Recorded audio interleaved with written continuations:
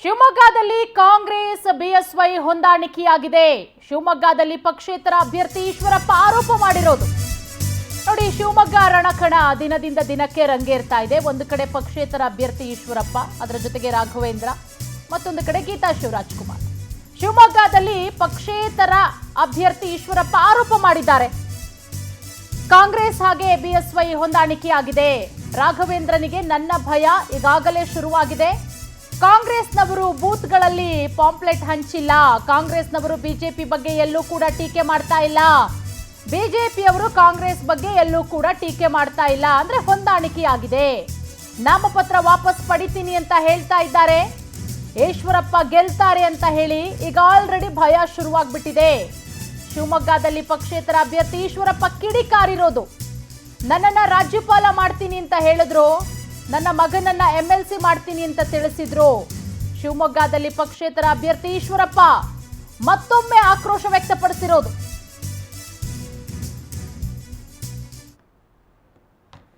ಎಲ್ಲಾದ್ರೂ ಒಂದು ಕಡೆ ಬಹಳ ರಾಜ್ಯಪಾಲರು ಹುದ್ದೆ ಕೊಟ್ಟಾಯ್ತು, ಅನೇಕ ರಾಜ್ಯಗಳಿಗೆ ಹೋಗ್ಬಿಟ್ಟು ಬಂದಾಯ್ತು. ನನ್ನ ಮಗ MP ಎಲ್ಲ ಕಡೆನೂ ಆಗಾಯ್ತು. ಈಗ MLC ಒಂದು FC ತುಂಬ ಸರಿ ಆಯಿತು. ಹಂಗಾಗಿ ಇವೆಲ್ಲ ಇದ್ಯಾವುದು ನಾನು ಇಷ್ಟಪಡಲ್ಲ ಅಂತ BJPಯ MLA ಆದಂಥ ಸಂದರ್ಭದಲ್ಲಿ ಈ ಬಾರಿ ಚುನಾವಣೆ ನೀನು ನಿಲ್ಕೂಡ್ದು ಅಂತ ಕೇಂದ್ರದಿಂದ ಸೂಚನೆ ಬಂದಿದ್ದ ದಿನವೇ ಹೇಳಿದೆ, ನಾನು ರಾಜ್ಯಪಾಲ ಆಗಲ್ಲ, ನಾನು ಯಾವುದೇ MLC ರಾಜ್ಯಸಭೆ ನಾನು ಇಷ್ಟಪಡಲ್ಲ, ನಾನು ಪಕ್ಷದ ಸಂಘಟನೆ ದೃಷ್ಟಿಯಿಂದ ಕೆಲಸ ಮಾಡೋಕ್ಕೆ ನಾನು ತಯಾರಿದ್ದೀನಿ. ಬಹಿರಂಗವಾಗೂ ಹೇಳಿದ್ದೀನಿ, ಸಂಬಂಧಪಟ್ಟ ವ್ಯಕ್ತಿಗಳಿಗೂ ಹೇಳಿದ್ದೀನಿ.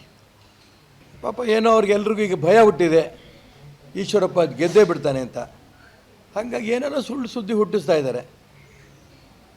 ಕಾಂಗ್ರೆಸ್ನವರು ಅದೇ ಸುದ್ದಿ ಹೇಳ್ತಾರೆ.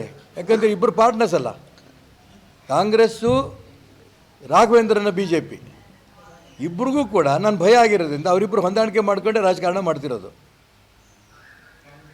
ಎಲ್ಲಾದರೂ ಒಂದು ಕಡೆ ಕಾಂಗ್ರೆಸ್ನವರು ಓಡಾಟ ಮಾಡಿದ್ದು ನೋಡಿದ್ದೀರಾ? ಇಡೀ ಜಿಲ್ಲೆಯಲ್ಲಿ ಪತ್ರಿಕೆ TV ಗಳಲ್ಲಿ ರಾರಾಜಿಸ್ತಾ ಇದ್ದಾರೆ.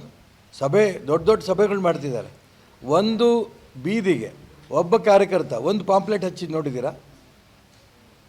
ನೇರವಾಗಿ ಅವರಿಬ್ಬರು ಹೊಂದಾಣಿಕೆ. ನಾನು ಅವತ್ತಿಂದ ಹೇಳ್ತೇನೆ, ಇವತ್ತು ಹೇಳ್ತಾ ಇದ್ದೀನಿ, ಇಲ್ಲ ಈ ರೀತಿ ಹೇಳಬೇಡಿ ಅನ್ನೋಂಥದ್ದನ್ನು ಮಧು ಬಂಗಾರಪ್ಪನವ್ರು ಹೇಳ್ತಾರೆ, ಚುನಾವಣಾ ಹೊಂದಾಣಿಕೆ ಅಂತ. ಇಬ್ಬರೂ ಸೇರಿ ನಂಗೆ ಟೀಕೆ ಮಾಡ್ತಿದ್ದಾರೆ. ಯಾಕೆ ಅವರು ಒಬ್ರಿಗೊಬ್ರು ಟೀಕೆ ಮಾಡ್ಕೋತಿಲ್ಲ? ಕಾಂಗ್ರೆಸ್ಸಿನ ರಾಘವೇಂದ್ರ ಅವರು ಯಾಕೆ ಬೈಯಲ್ಲ? ರಾಘವೇಂದ್ರ ಅವರು ಕಾಂಗ್ರೆಸ್ಗೆ ಯಾಕೆ ಬೈಯಲ್ಲ? ಹೊಂದಾಣಿಕೆ ರಾಜಕಾರಣ.